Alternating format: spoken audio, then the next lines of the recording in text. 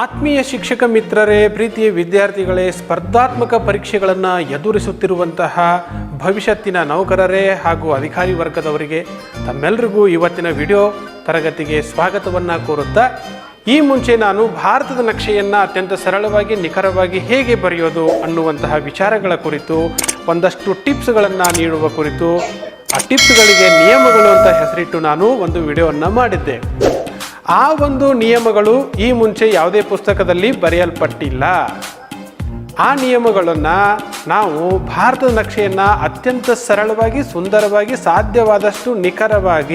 ಸಾಧ್ಯವಾದಷ್ಟು ನಿಖರವಾಗಿ ಬರೆಯೋದಕ್ಕೆ ನಾನು ಮಾಡಿಕೊಟ್ಟಿರ್ತಕ್ಕಂಥ ನಿಯಮಗಳು, ಅವುಗಳನ್ನು ನಿಮಗೆ ತಿಳಿಸ್ಕೊಡುವಂಥ ಒಂದು ಪ್ರಯತ್ನವನ್ನು ಮಾಡಿದ್ದೀನಿ. ಆ ನಿಯಮಗಳೇ ಅಂತಿಮ ಅಲ್ಲ. ಅದಕ್ಕಿಂತ ಸರಳವಾಗಿ, ಸುಂದರವಾಗಿ ತೆಗೆಯುವಂಥ ಭಾರತ ನಕ್ಷೆಯನ್ನು ಬರೆಯುವಂಥ ವಿಧಾನ ತಮಗೆ ಗೊತ್ತಿದ್ದರೆ ತಾವು ಅವುಗಳನ್ನು ಬಳಸಬಹುದು ಅನ್ನುವಂಥ ವಿಚಾರವನ್ನು ತಮ್ಮ ಗಮನಕ್ಕೆ ತರುತ್ತಾ, ಇವತ್ತಿನ ಒಂದು ವಿಡಿಯೋದಲ್ಲಿ ನಾವು ಭಾರತದ ನಕ್ಷೆಯಲ್ಲಿ ಪ್ರಮುಖ ನದಿಗಳನ್ನು ಹೇಗೆ ಗುರುತಿಸೋದು ಮತ್ತು ನದಿಗಳಿಗೆ ಕೈಗೊಂಡಿರತಕ್ಕಂತಹ ಅಣೆಕಟ್ಟುಗಳನ್ನು, ಯೋಜನೆಗಳನ್ನು ಹೇಗೆ ಗುರುತಿಸೋದು ಅನ್ನುವಂಥ ಟಿಪ್ಸ್ಗಳನ್ನು ತಮಗೆ ನೀಡ್ತೀನಿ. ಈ ಒಂದು ವಿಡಿಯೋ SSLC ವಿದ್ಯಾರ್ಥಿಗಳಿಗೆ ಹಾಗೂ ಸ್ಪರ್ಧಾತ್ಮಕ ಪರೀಕ್ಷೆಗಳನ್ನು ಎದುರಿಸುತ್ತಿರುವಂತಹ ಮಿತ್ರರಿಗೆ ಅತ್ಯಂತ ಅನುಕೂಲಕಾರಿ ಆಗುತ್ತೆ ಅಂತ ನಾನು ಭಾವಿಸಿದ್ದೇನೆ. ಹಾಗಾದರೆ ತಡವೇಕೆ, ಇವತ್ತಿನ ಒಂದು ವಿಡಿಯೋ ತರಗತಿಯನ್ನು ಶುರು ಮಾಡೋಣ, ಬನ್ನಿ. ಮುಂದಿನ ದಿನಗಳಲ್ಲಿ ನಾನು ಮಾಡುವಂಥ ವಿಡಿಯೋಗಳು ನೇರವಾಗಿ ನಿಮ್ಮ ಮೊಬೈಲ್ಗೆ ಬರಬೇಕಾದ್ರೆ ನನ್ನ BDP ಡಿಜಿಟಲ್ ವರ್ಲ್ಡ್ ಅನ್ನುವಂಥ ಯೂಟ್ಯೂಬ್ ಚಾನಲ್ಗೆ ಸಬ್ಸ್ಕ್ರೈಬ್ ಆಗಿ, ಹಾಗೆ ಅದರ ಮುಂದ್ಗಡೆ ಇರ್ತಕ್ಕ ಬೆಲ್ ಬಟನನ್ನು ಒತ್ತಿ. ಈ ವಿಡಿಯೋಗಳು ನಿಮಗೆ ಉಪಯುಕ್ತ ಅಂತ ಅನಿಸಿದರೆ, ಇಷ್ಟ ಆದಲ್ಲಿ ಒಂದು ಲೈಕ್ ಕೊಡಿ, ಹಾಗೆಯೇ ಶೇರ್ ಮಾಡಿ, ಜೊತೆಗೆ ಏನಾದರೂ ಸಲಹೆಗಳಿದ್ದರೆ ಕಮೆಂಟ್ ಮಾಡಿ. ಓಕೆ ವಿದ್ಯಾರ್ಥಿಗಳೇ, ಭಾರತದ ನಕ್ಷೆಯಲ್ಲಿ ನಾವು ಯಾವುದೇ ಒಂದು ನದಿ, ಒಂದು ಅಣೆಕಟ್ಟು, ಒಂದು ಸ್ಥಳ ಅಥವಾ ಒಂದು ಅಂತಾರಾಷ್ಟ್ರೀಯ ವಿಮಾನ ನಿಲ್ದಾಣವನ್ನು ಗುರುತಿಸೋದಕ್ಕಿಂತ ಮುಂಚೆ 2 ಅಂಶಗಳನ್ನು ಅದರಲ್ಲಿ ಗುರುತಿಸ್ಕೊಂಡು ಬಿಡಬೇಕು. ಯಾವುವು ಅಂತಂದರೆ 82 ಡಿಗ್ರಿ 30 ನಿಮಿಷ ಪೂರ್ವ ರೇಖಾಂಶ ಹಾಗೂ 23 ಡಿಗ್ರಿ 30 ನಿಮಿಷ ಉತ್ತರ ಅಕ್ಷಾಂಶ. ಇವೆರಡನ್ನು ನಾವು ಗುರುತಿಸ್ಕೊಂಡು ಬಿಟ್ರೆ ಉಳಿದ ಸ್ಥಳಗಳನ್ನು ಗುರುತಿಸ್ಕೊಳ್ಳೋದಕ್ಕೆ ಬಹಳಷ್ಟು ಸಹಕಾರಿ ಆಗುತ್ತೆ. ಉದಾಹರಣೆಗೆ, ದಾಮೋದರ್ ನದಿ ಕಣಿವೆ ಯೋಜನೆಯನ್ನ ಗುರುತಿಸಿ ಅಂತ ಕೇಳಿದಾಗ 23 ಡಿಗ್ರಿ 30 ನಿಮಿಷ ಉತ್ತರ ಅಕ್ಷಾಂಶವನ್ನು ನಾವು ಗುರುತಿಸ್ಕೊಂಡು ಬಿಡಬೇಕು. ಅದರ ಆಧಾರದ ಮೇಲೆ ದಾಮೋದರ್ ನದಿ ಕಣಿವೆ ಯೋಜನೆಯನ್ನ ಅತ್ಯಂತ ಸರಳವಾಗಿ ಗುರುತಿಸಿಕೊಳ್ಳಬಹುದು. ಆದ್ದರಿಂದ ಈ 2 ಅಕ್ಷಾಂಶ ಮತ್ತು ರೇಖಾಂಶಗಳನ್ನ ಮೊದಲಿಗೆ ಗುರುತಿಸಿಕೊಳ್ಳೋಣ. ಹಾಗಾದ್ರೆ 82 ಡಿಗ್ರಿ ಪೂರ್ವ ರೇಖಾಂಶವನ್ನ, 82 ಡಿಗ್ರಿ 30 ನಿಮಿಷ ಪೂರ್ವ ರೇಖಾಂಶವನ್ನ ಭಾರತದ ನಕ್ಷೆಯಲ್ಲಿ ಹೇಗೆ ಗುರುತಿಸೋದು? ಏನಿದಕ್ಕೆ ಟಿಪ್ಸ್ ಅಥವಾ ಟ್ರಿಕ್ಸ್ ಅಂತಂದ್ರೆ, ನಿಮ್ಮೆಲ್ಲರಿಗೂ ಭಾರತ ಮತ್ತು ಚೀನಾಗಳ ಮಧ್ಯೆ ಇರ್ತಕ್ಕಂಥ ಒಂದು ದೇಶ ನೇಪಾಳ್ ಗೊತ್ತಿದೆ. ನೇಪಾಳ್ ಭಾರತದ ಉತ್ತರ ಭಾಗದಲ್ಲಿ ಬರುವುದು. ಈ ನೇಪಾಳನ್ನ ನಾವು ಎಡ ಮತ್ತು ಬಲಕ್ಕೆ ಅಡ್ಡಲಾಗಿ 2 ಭಾಗಗಳನ್ನಾಗಿ ಮಾಡಿಕೊಳ್ಳೋಣ. ಮೊದಲನೇ ಭಾಗ ನೀವು ನೋಡ್ತಾ ಇದ್ದೀರಿ, ಇದು ಮೊದಲನೇ ಭಾಗ, ಇದು ಎರಡನೇ ಭಾಗ. ಈ ಮೊದಲನೇ ಭಾಗದಲ್ಲಿ ಮತ್ತೆರಡು ಭಾಗಗಳನ್ನ ಮಾಡೋಣ. ನೀವು ನೋಡ್ತಾ ಇದ್ದೀರಿ, ಮೊದಲನೇ ಭಾಗದಲ್ಲಿ 2 ಭಾಗ ಮಾಡೋದಕ್ಕೆ ಏನು ಒಂದು ಪಿಂಕ್ ಕಲರ್ ಲೈನ್ ಅನ್ನ ನಾವು ಎಳೆದಿದ್ದೀವೋ ಅದೇ ಲೈನ್ ಅನ್ನ ನಾವು ಮೇಲೆ ಮತ್ತು ಕೆಳಗೆ ಬೆಳೆಸಿ ಬಿಡಬೇಕು. ಅಲ್ಲಿ ಬರುವುದೇ 82 ಡಿಗ್ರಿ 30 ನಿಮಿಷ ಪೂರ್ವ ರೇಖಾಂಶ. ಇದು ಅತ್ಯಂತ ನಿಖರವಾಗಿ ಇರ್ತಕ್ಕಂಥ ಸ್ಥಳ. ಭಾರತದಲ್ಲಿ 82 ಡಿಗ್ರಿ 30 ನಿಮಿಷ ಪೂರ್ವ ರೇಖಾಂಶ ಎಲ್ಲಿ ಬರುತ್ತೋ ಅಂತಂದ್ರೆ, ನೀವೀಗೇನ್ ಚಿತ್ರದಲ್ಲಿ ನೋಡ್ತಾ ಇದ್ದೀರಲ್ಲ, ಇದೇ ಸ್ಥಳದಲ್ಲಿ ಅದು ನಿಖರವಾಗಿ ಬರುವುದು. ಹೀಗೆ ನಾವು ನೇಪಾಳ್ ಆಧಾರಿತವಾಗಿ 82 ಡಿಗ್ರಿ 30 ನಿಮಿಷ ರೇಖಾಂಶವನ್ನ ಸರಳವಾಗಿ ಗುರುತಿಸಬೇಕು. ಅದಕ್ಕೆ ನಾನು ಹೇಳ್ತಾ ಇರೋದು, ಭಾರತದ ನಕ್ಷೆಯನ್ನ ನಿಖರವಾಗಿ ನೀವು ಬರೆದ್ರೆ, ಇಲ್ಲಿ ನೇಪಾಳ್ ಎಲ್ಲಿ ಬರುವುದೋ ಹಾಗೆ ಅದನ್ನ ತೋರಿಸಿದ್ರೆ ನಕ್ಷೆಯಲ್ಲಿ, ನೀವು 82 ಡಿಗ್ರಿ ರೇಖಾಂಶವನ್ನ ಗುರುತಿಸೋದಕ್ಕೆ ಅತ್ಯಂತ ಸಹಕಾರಿ ಆಗುತ್ತೆ. ಎರಡನೇ ಅಂಶ 23 ಡಿಗ್ರಿ 30 ನಿಮಿಷ ಉತ್ತರ ಅಕ್ಷಾಂಶವನ್ನ ಹೇಗೆ ಗುರುತಿಸೋದು? ಚಿತ್ರದಲ್ಲಿ ನೀವು ನೋಡ್ತಾ ಇದ್ದೀರಿ 3 ರಾಜ್ಯಗಳನ್ನ. ಇದು ಗುಜರಾತ್, ಇದು ತ್ರಿಪುರಾ, ಇದು ಮಿಜೋರಾಂ. ಈ 3 ರಾಜ್ಯಗಳಲ್ಲಿ ಗುಜರಾತ್ ಇದೆಯಲ್ಲ, ಗುಜರಾತದಲ್ಲಿ 2 ಭಾಗಗಳನ್ನು ನಾವು ಕಾಣ್ತೀವಿ. ಇದು ಮೇಲ್ಭಾಗ, ಇದು ಕೆಳಭಾಗ. ಮೇಲ್ಭಾಗದಲ್ಲಿ 23 ಡಿಗ್ರಿ ಅಕ್ಷಾಂಶವನ್ನ ಗುರುತಿಸೋದಕ್ಕೆ ಪ್ರಾರಂಭ ಮಾಡಬೇಕು. ಅದೇ ರೀತಿಯಾಗಿ ತ್ರಿಪುರ ರಾಜ್ಯದಲ್ಲಿ ಮತ್ತು ಬಾಂಗ್ಲಾದೇಶದಲ್ಲಿ ಮತ್ತು ಮಿಜೋರಾಂ ರಾಜ್ಯದಲ್ಲಿ ಅದು ಹಾಯ್ದು ಹೋಗಬೇಕು. ಇದು ಅತ್ಯಂತ ನಿಖರ ಮತ್ತು ಸರಳವಾಗಿರ್ತಕ್ಕಂಥ ವಿಧಾನ. ಸ್ವಲ್ಪ ಕೆಲವು ಪುಸ್ತಕಗಳಲ್ಲಿ ಈ ಭಾಗದಲ್ಲಿ ಬಂದಿರೋದನ್ನು ನಾವು ಕಾಣ್ತೀವಿ, ಇಲ್ಲಿ ಬಂದ್ರೂ ಕೂಡ ಏನು ತಪ್ಪಿಲ್ಲ. ಸೊ ಇನ್ನ ಮುಂದೆ ನಾವು ನದಿ ಮತ್ತು ಅಣೆಕಟ್ಟುಗಳನ್ನ ಗುರುತಿಸೋಣ. ಮೊದಲನೆಯದಾಗಿ ಗಂಗಾ ನದಿ. ಎಸ್, ಗಂಗಾ ನದಿಯ ಉಗಮ ಸ್ಥಾನ ಗಂಗೋತ್ರಿ ಇರ್ತಕ್ಕಂಥ ಸ್ಥಳ ಇಲ್ಲಿ ಉತ್ತರಾಂಚಲ ರಾಜ್ಯದ ಈ ಗಡಿ ಭಾಗದಲ್ಲಿ ಅದು ಕಂಡುಬರುತ್ತೆ. ಈ ಪ್ರದೇಶದಲ್ಲಿ ನಾವು ಗಂಗಾ ನದಿಯನ್ನ ಗುರುತಿಸೋದಕ್ಕೆ ಪ್ರಾರಂಭ ಮಾಡಬೇಕು. ನೀವು ನಕ್ಷೆಯನ್ನ ಒಂದು ವೇಳೆ ಹೀಗೆ ನೇರವಾಗಿ ತೆಗೆದಿದ್ದೇ ಆದಲ್ಲಿ ಗಂಗಾ ನದಿಯನ್ನ ಎಲ್ಲಿ ಉಗಮ ಮಾಡಬೇಕು ನಕ್ಷೆಯಲ್ಲಿ ಅನ್ನೋದು ಕನ್ಫ್ಯೂಸ್ ಆಗುತ್ತೆ. ಆದ್ರಿಂದ ನಾವು ನಕ್ಷೆಯನ್ನ ಹೀಗೆ ನಿಖರವಾಗಿ ತೆಗೆದಿದ್ದೇ ಆದಲ್ಲಿ ಗಂಗಾ ನದಿಯ ಉಗಮ ಸ್ಥಾನವನ್ನ ಗುರುತಿಸೋದು ಅತ್ಯಂತ ಸರಳವಾಗುತ್ತೆ. ಇಲ್ಲಿರುವುದೇ ಗಂಗೋತ್ರಿ. ಇಲ್ಲಿ ಅದನ್ನ ಗುರುತಿಸೋದಕ್ಕೆ ಪ್ರಾರಂಭ ಮಾಡಿ ಹೀಗೆ ದೆಹಲಿಯ ಕಡೆ ಚಲಿಸಿ, ನಂತರ ಆಗ್ನೇಯಕ್ಕೆ ಚಲಿಸಿ, ನೇರವಾಗಿ ಪೂರ್ವಕ್ಕೆ ಚಲಿಸಿ, ಭಾರತದಿಂದ ನಿರ್ಗಮನ ಮಾಡಿ ಬಾಂಗ್ಲಾದೇಶದಲ್ಲಿ ಹಾಯ್ದು ಬಂಗಾಲ್ ಉಪಸಾಗರವನ್ನ ಸೇರಿಸಬೇಕು. ನೋಡ್ರಿ, ಟ್ರಿಕ್ಸ್ ಏನು ಅಂತಂದ್ರೆ ಗಂಗೋತ್ರಿ ಈ ಪ್ರದೇಶದಲ್ಲಿ ಇದನ್ನ ಉಗಮ ಮಾಡಬೇಕು.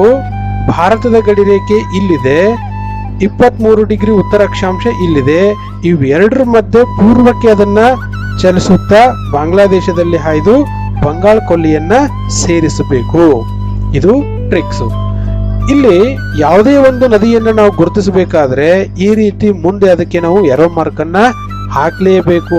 ನೀವು ಗುರುತಿಸಿ ಎರೋ ಮಾರ್ಕ್ ಅನ್ನ ಹಾಕದೆ ಹೋದ್ರೆ ನದಿ ಈ ವಿದ್ಯಾರ್ಥಿಗೆ ಯಾವ ಕಡೆಯಿಂದ ಯಾವ ಕಡೆ ಹರಿತಾ ಇದೆ ಅನ್ನುವಂತ ತಿಳುವಳಿಕೆ ಇಲ್ಲ ಅನ್ನುವಂತ ಅರ್ಥವನ್ನ ಕೊಡುತ್ತೆ. ಆದ್ರಿಂದ ನದಿಯನ್ನು ಗುರುತಿಸುವಾಗ ಎರೋ ಮಾರ್ಕ್ ಅನ್ನ ಹಾಕ್ಲೇಬೇಕು. ಒಂದೊಂದು ಅಂಶವನ್ನ ಒಂದೊಂದು ರೀತಿಯಾಗಿ ಗುರುತಿಸ್ತೀವಿ. ಉದಾಹರಣೆಗೆ ನದಿಯನ್ನ ಗುರುತಿಸ್ತಿರ್ಬೇಕಾದ್ರೆ ಈ ರೀತಿ ಎರೋ ಮಾರ್ಕ್ ಅನ್ನ ಹಾಕ್ತೀವಿ. ಯಾವ ಕಡೆ ಹರಿಯುತ್ತೋ ಆ ಕಡೆ ಆರೋ ಮಾರ್ಕ್ ಅನ್ನ ಹಾಕಬೇಕು. ಸ್ಥಳಗಳನ್ನ ಗುರುತಿಸಬೇಕಾದ್ರೆ ಈ ರೀತಿಯಾದಂತಹ ಒಂದು ದೊಡ್ಡ ಚುಕ್ಕೆಯನ್ನ ಹಾಕಬೇಕು. ಯಾವುದೇ ಒಂದು ಪ್ರದೇಶದ ವ್ಯಾಪ್ತಿಯನ್ನ ಗುರುತಿಸಿ ಅಂತ ಕೇಳಿದಾಗ ಆ ಪ್ರದೇಶದ ಗಡಿ ರೇಖೆಯನ್ನು ನಾವು ಅದರೊಳಗಡೆ ಗುರುತಿಸಬೇಕು. ಉದಾಹರಣೆಗೆ ಭಾರತದ ನಕ್ಷೆ ಬರೆದು ಕರ್ನಾಟಕವನ್ನು ಗುರುತಿಸಿ ಅಂತ ಕೇಳಿದಾಗ ಈ ರೀತಿ ನಾವು ಕರ್ನಾಟಕದ ಗಡಿ ರೇಖೆಯನ್ನ ಅದರಲ್ಲಿ ಗುರುತಿಸಬೇಕಾಗುತ್ತೆ. ಇನ್ನು ಅಣೆಕಟ್ಟುಗಳನ್ನ ಕೇಳಿದಾಗ ನದಿ ಎಲ್ಲಿದೆಯೋ ಅಲ್ಲಿ ಈ ರೀತಿಯಾಗಿ ಒಂದು ಚಿಕ್ಕ ನದಿಯನ್ನ ಗುರುತಿಸಿ ಅದಕ್ಕೆ ಅಡ್ಡಲಾಗಿ 2 ಗೆರೆಗಳನ್ನ ಎಳೆಬೇಕು. ಇದು ನದಿ ಅಂತಾದ್ರೆ ಇದು ಅಣೆಕಟ್ಟು ಅಂತ ಅರ್ಥ ಕೊಡುತ್ತೆ. ಹೀಗೆ ನದಿಗಳು, ಸ್ಥಳಗಳನ್ನ ಮತ್ತು ಒಂದು ಪ್ರದೇಶದ ವ್ಯಾಪ್ತಿಯನ್ನ, ಅಣೆಕಟ್ಟನ್ನ ಬೇರೆ ಬೇರೆ ಸಂಕೇತದ ಮೂಲಕ ನಾವು ಗುರುತಿಸೋದನ್ನ ರೂಢಿಯಲ್ಲಿ ಇಟ್ಕೊಂಡಿದ್ದೀವಿ. ಬೆಟ್ಟಗಳನ್ನ ಕೇಳಿದಾಗ ತ್ರಿಕೋನ ಆಕೃತಿಯಲ್ಲಿ ಗುರುತಿಸೋದು. ಓಕೆ, ಮುಂದಿನದಾಗಿ ಗಂಡಕಿ ನದಿ. ನೀವು ನೋಡ್ತಾ ಇದ್ದೀರಿ ಚಿತ್ರದಲ್ಲಿ, ನೇಪಾಳವನ್ನ 2 ಭಾಗ ಮಾಡೋದಕ್ಕೆ ಒಂದು ರೇಖೆಯನ್ನ ಎಲ್ಲಿ ಎಳೆದಿದ್ವೋ ಅಲ್ಲಿಯೇ ಬರುವುದು ಗಂಡಕಿ ನದಿ. ಎಷ್ಟು ಈಸಿ ಇದೆ ನೋಡ್ರಿ. ಗಂಡಕಿಯನ್ನ ಅತ್ಯಂತ ನಿಖರವಾಗಿ ನಾವು ಗುರುತಿಸಬಹುದು. ನೇಪಾಳವನ್ನ 2 ಭಾಗ ಮಾಡೋದಕ್ಕೆ ಏನು ರೇಖೆಯನ್ನ ಎಳಿತೀವೋ ಅಲ್ಲಿರುವುದೇ ಗಂಡಕಿ ನದಿ. ಸ್ವಲ್ಪ ಇದು ಓರೆಯಾಗಿದೆ, ವಕ್ರ ಇದೆ. ಈ ಕಡೆಯಿಂದ ಬರುತ್ತೆ ಹಾಗೂ ಈ ಕಡೆ ಹೋಗುತ್ತೆ. ಆದ್ರೆ ನಾನು ನೆನಪಿಟ್ಕೊಳ್ಳೋದಕ್ಕೆ ಈಸಿ ಆಗಲಿ ಅಂತ ಹೇಳ್ಬಿಟ್ಟು ಅದನ್ನ ಮಧ್ಯಭಾಗದಲ್ಲಿ ನೇರವಾಗಿ ಹಾಕಿದ್ದೀನಿ. ಸೊ ಮುಂದಿನದಾಗಿ ಈ ಗಂಡಕಿ ನದಿಗೆ ಒಂದು ಅಣೆಕಟ್ಟನ್ನ ಅಥವಾ ವಿವಿಧೋದ್ದೇಶ ನದಿ ಕಣಿವೆ ಯೋಜನೆಯನ್ನ ಕೈಗೊಳ್ಳಲಾಗಿದೆ. ಎಲ್ಲಿ ಏನದಕ್ಕೆ ಟಿಪ್ಸ್ ಅಂತಂದ್ರೆ, ಇದು ಗಂಗಾ ನದಿ ಆದ್ರೆ ಇದು ಭಾರತದ ಗಡಿರೇಖೆಯಾದ್ರೆ 2 ಮಧ್ಯದಲ್ಲಿ ಅದನ್ನ ತೋರಿಸ್ಬಿಡಿ. ಎಲ್ಲಿಗೆ? ಗಂಡಕಿ ನದಿಗೆ ತೋರಿಸ್ಬಿಡಿ. ಅದುವೇ ನಿಖರವಾದಂತ ಸ್ಥಳ, ಗಂಡಕಿ ಯೋಜನೆ ಇರ್ತಕ್ಕಂಥ ಸ್ಥಳ. ಮುಂದಿನದಾಗಿ ಕೋಸಿ ನದಿ. ಹಾಗಾದ್ರೆ ಕೋಸಿ ನದಿಯನ್ನ ಎಲ್ಲಿ ಗುರುತಿಸೋದು? ನೇಪಾಳದಲ್ಲಿ 2 ಭಾಗ ಮಾಡ್ತೀವಿ. ಇದು 1ನೇ ಭಾಗ, ಈ ಕಡೆದು 2ನೇ ಭಾಗ. 2ನೇ ಭಾಗದಲ್ಲಿ ಮತ್ತೆರಡು ಭಾಗ ಮಾಡೋಣ. ಮತ್ತೆರಡು ಭಾಗ ಮಾಡೋದಕ್ಕೆ ಎಲ್ಲಿ ರೇಖೆ ಗೆರೆ ಬರುತ್ತೋ ಅಲ್ಲಿರುವುದೇ ಕೋಸಿ ನದಿ. ಎಷ್ಟೊಂದು ಸರಳವಾಗಿದೆ ನೋಡಿ. ಆದ್ರೆ ಒಂದ್ ಸ್ವಲ್ಪ ಕೋಸಿ ನದಿ ಒಂಚೂರ್ ಈ ಕಡೆ ಬಲಗಡೆಗೆ ಬರುತ್ತೆ, ಅದು ಕೂಡ ತಮಗೆ ಗೊತ್ತಿರ್ಲಿ. ನೇಪಾಳದಲ್ಲಿ ಒಟ್ಟು 4 ಭಾಗಗಳನ್ನ ಮಾಡಿದ್ರೆ ಇಲ್ಲಿ ಬರೋದು 82.5 ಡಿಗ್ರಿ ಪೂರ್ವ ರೇಖಾಂಶ, ಇಲ್ಲಿ ಬರೋದು ಗಂಡಕಿ ನದಿ, ಇಲ್ಲಿ ಬರೋದು ಕೋಸಿ ನದಿ. ಹಾಗಾದ್ರೆ ಕೋಸಿ ನದಿಗೆ ಕೈಗೊಳ್ಳಲಾದಂತಹ ವಿವಿಧೋದ್ದೇಶ ನದಿ ಕಣಿವೆ ಯೋಜನೆ ಯಾವುದು ಅಂತಂದ್ರೆ ಕೋಸಿ ಯೋಜನೆ. ಇದನ್ನ ಹೇಗೆ ನಿಖರವಾಗಿ ಗುರುತಿಸಬೇಕು ಅನ್ನುವಂತ ಟಿಪ್ಸ್ ಬಗ್ಗೆ ಹೇಳಬೇಕು ಅಂತಂದ್ರೆ, ಈ ಒಂದು ಅಣೆಕಟ್ಟನ್ನ ಕೋಸಿ ಯೋಜನೆಯನ್ನ ಭಾರತ ಮತ್ತು ನೇಪಾಳ ಎರಡೂ ದೇಶಗಳು ಸೇರಿಕೊಂಡು ನಿರ್ಮಾಣ ಮಾಡಿವೆ. ಹೀಗಾಗಿ ಇದು ಒಂದು ಅಂತಾರಾಷ್ಟ್ರೀಯ ಯೋಜನೆ ಆಗಿದ್ದು, ಇದನ್ನ ಎಲ್ಲಿ ನಿರ್ಮಾಣ ಮಾಡಲಾಗಿದೆ ಅಂತಂದ್ರೆ ನೇಪಾಳದಲ್ಲಿ ಬರ್ತಕ್ಕಂಥ ಹನುಮಾನ್ ನಗರ ಅನ್ನುವಂತ ಸ್ಥಳದ ಪಕ್ಕದಲ್ಲಿ ಅದನ್ನ ನಿರ್ಮಾಣ ಮಾಡಲಾಗಿದೆ. ಹೇಗೆ ನೆನಪಿನಲ್ಲಿ ಇಟ್ಕೊಳ್ಳೋದು, ಗುರುತಿಸೋದು ಅಂತಂದ್ರೆ ಕೋಸಿ ನದಿ ಹಾಗೂ ಭಾರತದ ಗಡಿ ರೇಖೆ ಎರಡು ಎಲ್ಲಿ ಕ್ರಾಸ್ ಆಗ್ತಾವೋ ಕೂಡ್ತಾವೋ ಅದೇ ಸ್ಥಳದಲ್ಲಿ ನಾವು ಕೋಸಿ ಯೋಜನೆಯನ್ನ ಗುರುತಿಸೋದು. ಮುಂದಿನದಾಗಿ ರಿಹಾಂಡ್ ಯೋಜನೆ ನೀವು ನೋಡ್ತಾ ಇದ್ದೀರಿ. ಇದು 82 ಡಿಗ್ರಿ 30 ನಿಮಿಷ ಉತ್ತರ ಅಕ್ಷಾಂಶ, ಇದು 23 ಡಿಗ್ರಿ 30 ನಿಮಿಷ ಇದು 82 ಡಿಗ್ರಿ 30 ನಿಮಿಷ ಪೂರ್ವ ರೇಖಾಂಶ, ಇದು 23 ಡಿಗ್ರಿ 30 ನಿಮಿಷ ಉತ್ತರ ಅಕ್ಷಾಂಶ. ಇವೆರಡೂ ಈ ಸ್ಥಳದಲ್ಲಿ ಕೂಡಿದಾಗ ಇಲ್ಲೊಂದು ಲಂಬ ಕೋನ ನಿರ್ಮಾಣ ಆಗುತ್ತೆ, ಮೂಲೆ ನಿರ್ಮಾಣ ಆಗುತ್ತೆ. ಒಂದು ಸ್ವಲ್ಪ ಈ ಅಕ್ಷಾಂಶಕ್ಕಿಂತ ಕೆಳಗಡೆ ಇಲ್ಲಿ ರಿಹಾಂಡ್ ನದಿ ಉಗಮ ಆಗುತ್ತೆ. ಉತ್ತರಕ್ಕೆ ಚಲಿಸುತ್ತಾ ಈಶಾನ್ಯಕ್ಕೆ ಚಲಿಸುತ್ತಾ ಗಂಗಾ ನದಿಯನ್ನ ಸೇರುತ್ತದೆ. ಆದ್ರೆ ತಮಗೆ ಗೊತ್ತಿರಲಿ ಮಕ್ಕಳೇ, ರಿಹಾಂಡ್ ನದಿ ನೇರವಾಗಿ ಗಂಗಾ ನದಿಯನ್ನ ಸೇರೋದಿಲ್ಲ, ಅದು ಸೋನೆ ಅನ್ನುವಂತ ನದಿಯನ್ನ ಮೊದಲು ಸೇರುತ್ತೆ. ಸೋನೆ ನದಿ ಹೋಗಿ ಗಂಗಾ ನದಿಗೆ ಸೇರುತ್ತೆ. ಆದ್ರೆ ಇಲ್ಲಿ ಸ್ಥಳದ ಅವಕಾಶ ಬಹಳಷ್ಟು ಕಡಿಮೆ ಇರೋದ್ರಿಂದ ನಾವು ಅದನ್ನ ಏನ್ ಮಾಡಿದೀವಿ, ನೇರವಾಗಿ ಗಂಗಾ ನದಿಗೆ ಹೋಗಿ ಸೇರ್ತಿದೀವಿ. ರಿಹಾಂಡ್ ನದಿಯನ್ನ ಗುರುತಿಸುವಂತ ಟ್ರಿಕ್ಸ್ ಏನಪ್ಪಾ ಅಂತಂದ್ರೆ 82.5 ಡಿಗ್ರಿ ರೇಖಾಂಶದ ಪಕ್ಕದಲ್ಲಿ 23.5 ಡಿಗ್ರಿ ಅಕ್ಷಾಂಶ ಉತ್ತರ ಅಕ್ಷಾಂಶದ ಒಂದು ಸ್ವಲ್ಪ ಕೆಳಭಾಗದಲ್ಲಿ ಅದನ್ನ ಉಗಮ ಮಾಡಿಸಿ ಪೂರ್ವಕ್ಕೆ ಮುಖವಾಗಿ ಹರಿಸುತ್ತಾ ಈಶಾನ್ಯಕ್ಕೆ ಹರಿಸುತ್ತಾ ಗಂಗಾ ನದಿಗೆ ಸೇರಿಸಬೇಕು. ಎಲ್ಲಿ ಸೇರಿಸಬೇಕು ಅಂದ್ರೆ ಈ ಗಂಡಕಿ ನದಿ ಇದೆಯಲ್ಲ, ಇದಕ್ಕಿಂತ ಮುಂಚಿತವಾಗಿನೇ ಅಂದ್ರೆ ಎಡಭಾಗಕ್ಕೆ ಅದನ್ನ ಗಂಗಾ ನದಿಗೆ ಸೇರಿಸಬೇಕು. ಇದಕ್ಕೆ ಕೈಗೊಳ್ಳಲಾದಂತಹ ಯೋಜನೆ ಅಂತಂದ್ರೆ ರಿಹಾಂಡ್ ಯೋಜನೆ. ಎಲ್ಲಿ ಬರುತ್ತೆ, ಇರೋದೇ ಒಂದು ಚೂರ್ ನದಿ ಇದೆ, ಅದು ನೀವು ಇಲ್ಲಿಂದ ಹಿಡಿದು ಇಲ್ಲಿಯವರೆಗೆ ಬೇಕಾದಲ್ಲಿ ಅದನ್ನ ಗುರುತಿಸಿಕೊಂಡ್ರೆ ನಡೆಯುತ್ತೆ. ಆದ್ರೆ 23 ಡಿಗ್ರಿ 30 ನಿಮಿಷ ಉತ್ತರ ಅಕ್ಷಾಂಶದ ಒಂದು ಸ್ವಲ್ಪ ಮೇಲ್ಭಾಗದಲ್ಲಿ ರಿಹಾಂಡ್ ನದಿಗೆ ರಿಹಾಂಡ್ ಯೋಜನೆಯನ್ನ ಗುರುತಿಸಿ ಬಿಡಿ. ಅತ್ಯಂತ ಸರಳವಾಗಿದೆ. ಮುಂದಿನದಾಗಿ ಯಮುನಾ ನದಿ. ಗಂಗೋತ್ರಿಯ ಪಕ್ಕದಲ್ಲಿಯೇ ಯಮುನೋತ್ರಿ ಇದೆ. ಈ ಭಾಗದಲ್ಲಿ ಯಮುನೋತ್ರಿ ಇದೆ.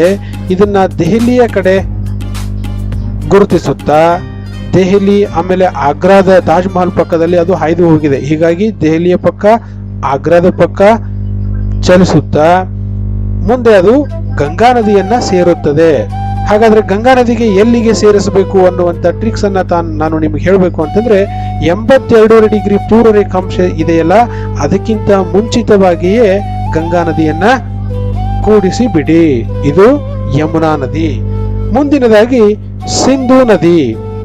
ಸಿಂಧೂ ನದಿಯ ಉಗಮ ಸ್ಥಾನ ಎಲ್ಲಿ ನಕ್ಷೆಯಲ್ಲಿ ಅಂತಂದ್ರೆ ಟಿಬೆಟ್ನ ಈ ಪ್ರದೇಶದಲ್ಲಿ ಅದು ಉಗಮ ಆಗುತ್ತೆ. ಭಾರತವನ್ನ ಈ ಪ್ರದೇಶದಲ್ಲಿ ಪ್ರವೇಶ ಮಾಡುತ್ತೆ. ಹಾಗೆಯೇ ವಾಯುವ್ಯಕ್ಕೆ ಹರಿದು ಪಶ್ಚಿಮಕ್ಕೆ ಚಲಿಸುತ್ತಾ ಪಾಕಿಸ್ತಾನವನ್ನ ಪ್ರವೇಶ ಮಾಡಿ ನೈಋತ್ಯಕ್ಕೆ ಹರಿಯುತ್ತಾ ಪಾಕಿಸ್ತಾನದಲ್ಲಿ ಹರಿಯುತ್ತಾ ಅರಬ್ಬಿ ಸಮುದ್ರವನ್ನ ಸೇರುತ್ತದೆ. ಈ ಸಿಂಧೂ ನದಿಗೆ 5 ಉಪನದಿಗಳು ಇರೋದನ್ನ ನಾವು ಕಾಣ್ತೀವಿ. ಯಾವ್ಯಾವು ಅಂತಂದ್ರೆ ಜೀಲಂ ಒಂದನೇದ್ದು.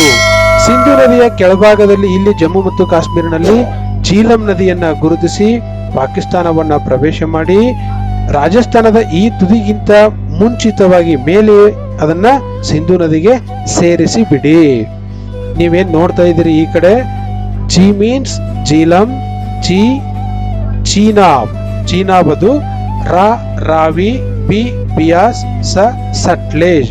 ಹೇಗೆ ನೆನಪಿಟ್ಕೊಳ್ಳೋದು ಸಿಂಧೂ ನದಿಯ ಉಪನದಿಗಳನ್ನ ಅಂತಂದ್ರೆ ಜೀಚಿ ರಾಬೀಸ್, ಜೀಚಿ ರಾಬೀಸ್ ಅನ್ನುವಂತ ಸೂತ್ರವನ್ನ ನೆನಪಿನಲ್ಲಿ ಇಟ್ಕೊಂಡ್ರೆ ನೀವು 5 ಉಪನದಿಗಳನ್ನ ನಿಖರವಾಗಿ ಸರಳವಾಗಿ ನೆನಪಿನಲ್ಲಿ ಇಟ್ಕೊಳ್ಬಹುದು. ಒಂದನೇದು ಜೀಲಂ ನದಿ. ಈಗ ಎರಡನೇ ನದಿಯನ್ನ ನಾವು ಗುರುತಿಸೋಣ. ನೇರವಾಗಿ ಕೆಳಗಡೆ ಸಟ್ಲೇಜ್ ನದಿಯನ್ನ ಮೊದಲು ಗುರುತಿಸಿಕೊಳ್ಳೋಣ. ಸಿಂಧು ನದಿ ಎಲ್ಲಿ ಉಗಮ ಆಗುತ್ತೋ ಅದರ ಕೆಳಭಾಗದಲ್ಲಿ ಟಿಬೆಟ್ ನಲ್ಲಿ ಸಟ್ಲೇಜ್ ನದಿಯನ್ನ ಉಗಮ ಮಾಡಿಸಿ ಈ ರೀತಿಯಾಗಿ ಭಾರತವನ್ನ ಪ್ರವೇಶ ಮಾಡಿ ಬರಬರುತ್ತಾ ಸ್ವಲ್ಪ ಕೆಳಗೆ ಬಂದು ಭಾರತದಿಂದ ನಿರ್ಗಮನ ಮಾಡಿ ಪಾಕಿಸ್ತಾನದಲ್ಲಿ ಹಾಯ್ದು ಅದನ್ನ ಜೀಲಂ ನದಿಗೆ ಸೇರಿಸಿ. ನೆನಪಿಟ್ಕೊಳ್ಳುವಂತ ವಿಧಾನ ನೋಡಿ, 82 ಡಿಗ್ರಿಗೆ ಟಚ್ ಆಗಬಾರ್ದು, ಸಿಂಧು ನದಿಗೆ ಟಚ್ ಆಗಬಾರ್ದು, ಕೆಳಗಡೆ ಭಾರತಕ್ಕೆ ಟಚ್ ಆಗಬಾರ್ದು. ಈ ಭಾಗದಲ್ಲಿ ಅದನ್ನ ಉಗಮ ಮಾಡಿ ಹಾಗೆಯೇ ಭಾರತವನ್ನ ಪ್ರವೇಶ ಮಾಡಿ ಬರಬರ್ತಾ ಕೆಳಗೆ ಹರಿಸಿ ಅದನ್ನ ಜೀಲಂ ನದಿಗೆ ಸೇರಿಸಿ. ಸಟ್ಲೇಜ್ ನದಿಗೆ ಒಂದು ಅಣೆಕಟ್ಟನ್ನ ಕೈಗೊಳ್ಳಲಾಗಿದೆ. ಯಾವುದು? ಒಂದಲ್ಲ 2 ಕಡೆ, ಭಾಕ್ರಾ ಮತ್ತು ನಂಗಲ್ ಅನ್ನುವಂತ 2 ಸ್ಥಳಗಳಲ್ಲಿ ಅಣೆಕಟ್ಟನ್ನ ಕೈಗೊಳ್ಳಲಾಗಿದೆ. ಅದನ್ನ ಎಲ್ಲಿ ಗುರುತಿಸೋದು ನಿಖರವಾಗಿ ಅಂತಂದ್ರೆ, ಇದನ್ನ ಭಾರತದ ಭೂಭಾಗ ಅಂತ ಅನ್ಕೊಂಡ್ರೆ ಮಧ್ಯದಲ್ಲಿ ಈ ಭಾಗದಲ್ಲಿ ಅದು ಬರುವುದು. ಎಷ್ಟೊಂದು ಸರಳ ಇದೆ ನೋಡಿ ಮಕ್ಕಳೇ. ಮುಂದಿನದಾಗಿ ಚೀನಾಬ್ ನದಿ. ಜೀಲಂ ನದಿಯ ಕೆಳಭಾಗದಲ್ಲಿ ಭಾರತದಲ್ಲಿ ಇಲ್ಲಿ ಉಗಮ ಮಾಡಿ ಪಾಕಿಸ್ತಾನದಲ್ಲಿ ಹಾಯಿಸಿ ಜೀಲಂ ನದಿಗೆ ಅದನ್ನ ಸೇರಿಸಿ ಬಿಡಿ. ಮುಂದಿನದಾಗಿ ರಾವಿ ನದಿ. ಚೀನಾಬ್ ನದಿಯ ಕೆಳಭಾಗದಲ್ಲಿ ಅದನ್ನ ಗುರುತಿಸಿ ಅಲ್ಲಿಂದ ಅದನ್ನ ಜೀಲಂ ನದಿಗೆ ಸೇರಿಸಿ ಬಿಡಿ. ಅದಾದ ನಂತರ ಈ ರಾವಿ ನದಿಯ ಕೆಳಭಾಗದಲ್ಲಿಯೇ ಬಿಯಾಸ್ ನದಿ ಭಾರತದಲ್ಲಿಯೇ ಉಗಮಗೊಂಡು ಭಾರತದಲ್ಲಿಯೇ ಸಟ್ಲೇಜ್ ನದಿಯನ್ನ ಸೇರುತ್ತದೆ. ನೋಡಿ, ಉಗಮ ಆಗಿದ್ದು ಭಾರತದಲ್ಲಿ, ಅದು ಹೋಗಿ ಸೇರೋದು ಸಟ್ಲೇಜ್ ನದಿ ಎಲ್ಲಿ ಅದು ಅಂತಂದ್ರೆ ಭಾರತದ ಒಳಗಡೆನೆ ಸೇರುತ್ತೆ. ಬಿಯಾಸ್ ನದಿಗೂ ಕೂಡ ಒಂದು ಅಣೆಕಟ್ಟನ್ನ ಕೈಗೊಳ್ಳಲಾಗಿದೆ. ಎಲ್ಲಿ ಅಂತಂದ್ರೆ ಈ ಭಾಕ್ರಾ ನಂಗಲ್ ಯೋಜನೆ ಇದೆಯಲ್ಲ ಅದರ ಮೇಲ್ಭಾಗದಲ್ಲಿ ಇಲ್ಲಿದೆ. ಜಾಗದ ಕೊರತೆ ಇರೋದ್ರಿಂದ ನಾನು ಅದನ್ನ ಬಹಳ ಚಿಕ್ಕದಾಗಿ ಗುರುತಿಸಿದ್ದೀನಿ ಮಕ್ಕಳೇ. ಓಕೆ, ಇಲ್ಲಿ ಭಾಕ್ರಾ ನಂಗಲ್ ಯೋಜನೆಯನ್ನ ಗುರುತಿಸ್ತಿರ್ಬೇಕಾದ್ರೆ ಬೇರೆಯ ಹೆಸರಿನಿಂದ ಅದನ್ನ ಗುರುತಿಸೋದಕ್ಕೆ ಕೇಳಬಹುದು. ಏನಂತ ಕೇಳಬಹುದು? ಗೋವಿಂದ ಸಾಗರ ಯೋಜನೆಯನ್ನ ಗುರುತಿಸಿ ಅಂತ ಕೇಳಬಹುದು. ಅದೇ ರೀತಿಯಾಗಿ ರಿಹಾಂಡ್ ಯೋಜನೆಯನ್ನ ನೀವೇನು ಗುರುತಿಸಿದ್ರಲ್ಲ, ಇದನ್ನು ಕೂಡ ಇದನ್ನ ಬೇರೆ ಹೆಸರಿನಿಂದ ಕರಿತೀವಿ, ಗೋವಿಂದ ವಲ್ಲಭ ಪಂತ ಸಾಗರ ಅಂತ ಹೇಳಿ. ಆ ಹೆಸರಿನಿಂದಲೂ ಕೂಡ ಗುರುತಿಸೋದಕ್ಕೆ ಕೇಳಬಹುದು. ಅದು ನಿಮ್ಮ ಗಮನದಲ್ಲಿ ಇರಲಿ. ಓಕೆ, ಸಿಂಧು ನದಿಯ ಉಪನದಿಗಳನ್ನ ಗುರುತಿಸ್ತಿರ್ಬೇಕಾದ್ರೆ ನೋಡಿ, ಜಿ ರಾ ಬಿ ಸ ಜೀಚಿ ರಾಬಿಸ್ ಮೇಲಿಂದ ಕ್ರಮವಾಗಿ ಕೆಳಗೆ ಜೀಚಿ ರಾಬಿಸ್, ಜೀಲಂ, ಚೀನಾಬ್, ರಾವಿ, ಬಿಯಾಸ್, ಸಟ್ಲೇಜ್ ಅಂತ 5 ಉಪನದಿಗಳನ್ನ ನಾವು ನೆನಪಿನಲ್ಲಿ ಇಟ್ಕೊಳ್ಬಹುದು. ಮುಂದಿನದಾಗಿ ಚಂಬಲ್ ನದಿಯನ್ನ ಎಲ್ಲಿ ಉಗಮ ಮಾಡಬೇಕು ಅಂತಂದ್ರೆ 23.5 ಡಿಗ್ರಿ ಉತ್ತರ ಅಕ್ಷಾಂಶ ಇದೆಯಲ್ಲ ಈ ಭಾಗದಲ್ಲಿ ಒಂದು ಸ್ವಲ್ಪ ಕೆಳಭಾಗದಲ್ಲಿ ಅದನ್ನ ಉಗಮ ಮಾಡಿ ಅಲ್ಲಿಂದ ಉತ್ತರಕ್ಕೆ ಮುಖವಾಗಿ ಚಲಿಸುತ್ತಾ ಬರಬರ್ತಾ ಸ್ವಲ್ಪ ಬಲಭಾಗಕ್ಕೆ ಚಲಿಸುತ್ತಾ ಯಾವ ನದಿಯನ್ನ ಸೇರಿದೆ? ಯಮುನಾ ನದಿಯನ್ನ ಸೇರಿದೆ. ಹಾಗಾದ್ರೆ ಈ ನದಿಗೆ ಕೈಗೊಳ್ಳಲಾದಂತಹ ಯೋಜನೆ ಯಾವುದು ಅಂತಂದ್ರೆ ಚಂಬಲ್ ಯೋಜನೆ. ಎಲ್ಲಿ ಕೈಗೊಳ್ಳಲಾಗಿದೆ? 23.5 ಡಿಗ್ರಿ ಉತ್ತರ ಅಕ್ಷಾಂಶದಿಂದ ಸ್ವಲ್ಪ ಮೇಲ್ಭಾಗದಲ್ಲಿ ಚಂಬಲ್ ಯೋಜನೆಯನ್ನು ನಾವು ಗುರುತಿಸಬೇಕು. ಮುಂದಿನದಾಗಿ ದಾಮೋದರ ನದಿ ಎಲ್ಲಿದೆ? ಹೇಗೆ ನೆನಪಿನಲ್ಲಿ ಇಟ್ಕೊಳ್ಳೋದು? ಇದು 23.5 ಡಿಗ್ರಿ ಉತ್ತರ ಅಕ್ಷಾಂಶ, ಇದು ಗಂಗಾ ನದಿ. ಇವೆರಡರ ಕೆಳಭಾಗದಲ್ಲಿ ಇಲ್ಲಿ ಅದನ್ನ ಉಗಮ ಮಾಡಿ 23.5 ಡಿಗ್ರಿ ಉತ್ತರ ಅಕ್ಷಾಂಶವನ್ನ ಕ್ರಾಸ್ ಮಾಡಿ ಬಾಂಗ್ಲಾದೇಶದಲ್ಲಿ ಅದನ್ನ ನಿರ್ಗಮನ ಮಾಡಿಬಿಡಬೇಕು. ಇಷ್ಟು ನಾವು ಅದನ್ನ ಯಾರೋ ಮಾರ್ಕ್ ಮಾಡಿ ತೋರಿಸಿದ್ರೆ ಸಾಕು. ಜಸ್ಟ್ ಇಲ್ಲಿಂದ ಕ್ರಾಸ್ ಮಾಡಿ ಇಷ್ಟು ತೋರಿಸಿದ್ರೆ ದಾಮೋದರ್ ನದಿ ಅತ್ಯಂತ ನಿಖರವಾದ ಸ್ಥಳ.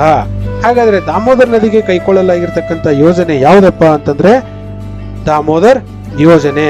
ಹೇಗೆ ಅದನ್ನ ಗುರುತಿಸೋದು? ಎಷ್ಟೊಂದು ಸರಳವಾಗಿದೆ ನೋಡಿ ಮಕ್ಕಳೇ. ದಾಮೋದರ್ ನದಿ ಹಾಗೂ 23 ಡಿಗ್ರಿ 30 ನಿಮಿಷ ಉತ್ತರ ಅಕ್ಷಾಂಶ ಎರಡೂ ಎಲ್ಲಿ ಸೇರುತ್ತವೆಯೋ ಅಲ್ಲಿರುವುದೇ ದಾಮೋದರ್ ಯೋಜನೆ. ಅತ್ಯಂತ ನಿಖರವಾಗಿರ್ತಕ್ಕಂಥ ಸ್ಥಳ. ಒಂದು ಅಂಶವನ್ನ ಗಮನಿಸಿ ಮಕ್ಕಳೇ, ದಾಮೋದರ್ ನದಿ ಕಣಿವೆ ಯೋಜನೆ 23.5 ಡಿಗ್ರಿ ಉತ್ತರ ಅಕ್ಷಾಂಶದ ಮೇಲೆ ಬರುತ್ತೆ. ರಿಹಾಂಡ್ ಯೋಜನೆ ಇದಕ್ಕಿಂತ ದಾಮೋದರ ಯೋಜನೆಗಿಂತ ಸ್ವಲ್ಪ ಮೇಲೆ ಇದೆ. ರಿಹಾಂಡ್ ಯೋಜನೆಗಿಂತ ಚಂಬಲ್ ಯೋಜನೆ ಸ್ವಲ್ಪ ಮೇಲೆ ಇದೆ. ಈ ರೀತಿ ನೀವು ಈಸಿಯಾಗಿ ನೆನಪಿನಲ್ಲಿ ಇಟ್ಕೊಳ್ಳಬಹುದು. ಮುಂದಿನದಾಗಿ ಬ್ರಹ್ಮಪುತ್ರ ನದಿ. ಇದರ ಉಗಮ ಸ್ಥಾನ ಟಿಬೆಟ್ನ ಈ ಸ್ಥಳದಲ್ಲಿ ಚೆಮ್ಯುಂಗ್ ಡುಂಗ್ ಅನ್ನುವಂತ ಸ್ಥಳದಲ್ಲಿ ಅದು ಉಗಮ ಆಗುತ್ತೆ. ಹೇಗೆ ನೆನಪಿನಲ್ಲಿ ಇಟ್ಕೊಳ್ಳೋದು? ಸಟ್ಲೇಜ್ ನದಿಯ ಉಗಮ ಸ್ಥಾನ ಇದು 82 ಡಿಗ್ರಿ 30 ನಿಮಿಷ ಪೂರ್ವ ರೇಖಾಂಶ. ಅದರ ಪಕ್ಕದಲ್ಲಿ ಬಲಭಾಗದಲ್ಲಿ ಇಲ್ಲಿ ಬ್ರಹ್ಮಪುತ್ರ ನದಿಯನ್ನ ಉಗಮ ಮಾಡಿ ಪೂರ್ವಕ್ಕೆ ಮುಖವಾಗಿ ಚಲಿಸಿ ಅರುಣಾಚಲ ಪ್ರದೇಶದ ಈ ಭಾಗದಲ್ಲಿ ದಕ್ಷಿಣಕ್ಕೆ ಹರಿದು ಭಾರತವನ್ನ ಪ್ರವೇಶ ಮಾಡಿ ಮತ್ತೆ ಪೂರ್ವಕ್ಕೆ ಮುಖ ಮಾಡಿ ಹರಿಯುತ್ತಾ ಈ ಭಾಗದಿಂದ ಭಾರತದಿಂದ ನಿರ್ಗಮನ ಆಗಿ ಅದು ಗಂಗಾ ನದಿಯನ್ನ ಸೇರುವುದು. ಮುಂದಿನದಾಗಿ ಇಷ್ಟ ತನಕ ನಾವು ನೋಡಿರ್ತಕ್ಕಂಥ ನದಿಗಳೆಲ್ಲವೂ ಕೂಡ ಉತ್ತರ ಭಾರತದ ನದಿಗಳು ಆಗಿವೆ. ಇನ್ನು ದಕ್ಷಿಣ ಭಾರತದ ನದಿಗಳನ್ನ ನೋಡೋದಾದ್ರೆ ನರ್ಮದಾ ನದಿ. ಹೇಗೆ ನರ್ಮದಾ ನದಿಯನ್ನ ಗುರುತಿಸೋದು? ಬಹಳ ಸಿಂಪಲ್ ಮಕ್ಕಳೇ. ಇದು ಗುಜರಾತ. ಈ ಭಾಗದಲ್ಲಿ ಅದನ್ನ ಗುರುತಿಸೋದಕ್ಕೆ ಪ್ರಾರಂಭ ಮಾಡಿ ಹೀಗೆ ರಿವರ್ಸ್ ನಾವು ಹೋಗ್ಬೇಕು. ಬರ್ಬರ್ತಾ ಒಂದು ಸ್ವಲ್ಪ ಮೇಲೆ ಹೋಗ್ಬೇಕು. ಎಲ್ಲಿಯವರೆಗೆ ಅಂತಂದ್ರೆ 23.5 ಡಿಗ್ರಿ ಅಕ್ಷಾಂಶದವರೆಗೆ ಹೋಗ್ಬೇಕು. ಆದ್ರೆ ಅದಕ್ಕೆ ಟಚ್ ಮಾಡುವಂಗಿಲ್ಲ. ಅಲ್ಲಿಂದ ಕೆಳಗೆ ಬರಬೇಕು. 82.5 ಡಿಗ್ರಿ ಪೂರ್ವರೇಖಾಂಶಕ್ಕೂ ಟಚ್ ಮಾಡೋ ಹಾಗಿಲ್ಲ. ಈ ರೀತಿಯಾಗಿ ಗುರುತಿಸಿದ್ರೆ ಅತ್ಯಂತ ನಿಖರವಾಗಿರ್ತಕ್ಕಂಥ ಸ್ಥಳ ಇದು. ಹಾಗಾದ್ರೆ ಈ ನದಿಗೆ ಕೈಗೊಳ್ಳಲಾಗಿರ್ತಕ್ಕಂಥ ಯೋಜನೆ ಯಾವುದಪ್ಪ? ಬಹಳಷ್ಟು ಅಣೆಕಟ್ಟನ್ನ ಇದಕ್ಕೆ ಕಟ್ಟಲಾಗಿದೆ. ಪ್ರಮುಖ ಯೋಜನೆ ನರ್ಮದಾ ಯೋಜನೆ. ಎಲ್ಲಿ ಗುರುತಿಸೋಣ? ಚಂಬಲ್ ಯೋಜನೆ ಇದೆಯಲ್ಲ, ಚಂಬಲ್ ನದಿ ಇದೆಯಲ್ಲ, ಅದರ ಕೆಳಭಾಗದಲ್ಲಿ ಈ ಭಾಗದಲ್ಲಿ ನರ್ಮದಾ ಯೋಜನೆಯನ್ನ ಗುರುತಿಸಬೇಕು. ಮುಂದಿನದಾಗಿ ತಾಪತಿ ನದಿ. ಹೇಗೆ ಗುರುತಿಸೋದು? ನರ್ಮದಾ ನದಿಯ ಕೆಳಭಾಗದಲ್ಲಿಯೇ ತಪತಿ ನದಿಯನ್ನ ಅಥವಾ ತಾಪಿ ನದಿಯನ್ನ ಗುರುತಿಸ್ತೀವಿ. ಇವೆರಡು ನದಿಗಳು ಅರಬ್ಬಿ ಸಮುದ್ರವನ್ನ ಸೇರ್ತವೆ. ಮುಂದಿನದಾಗಿ ಮಹಾನದಿ. ಹೇಗೆ ಗುರುತಿಸೋದು ಮಹಾನದಿಯನ್ನ ಅಂತಂದ್ರೆ ಇದು ನರ್ಮದಾ ನದಿಯ ಉಗಮ ಸ್ಥಾನ. ಇದರ ಸ್ವಲ್ಪ ಕೆಳಭಾಗದಲ್ಲಿ ಮಹಾನದಿಯನ್ನ ಉಗಮಗೊಳಿಸಿ ಉತ್ತರಕ್ಕೆ ಮುಖವಾಗಿ ಹರಿದು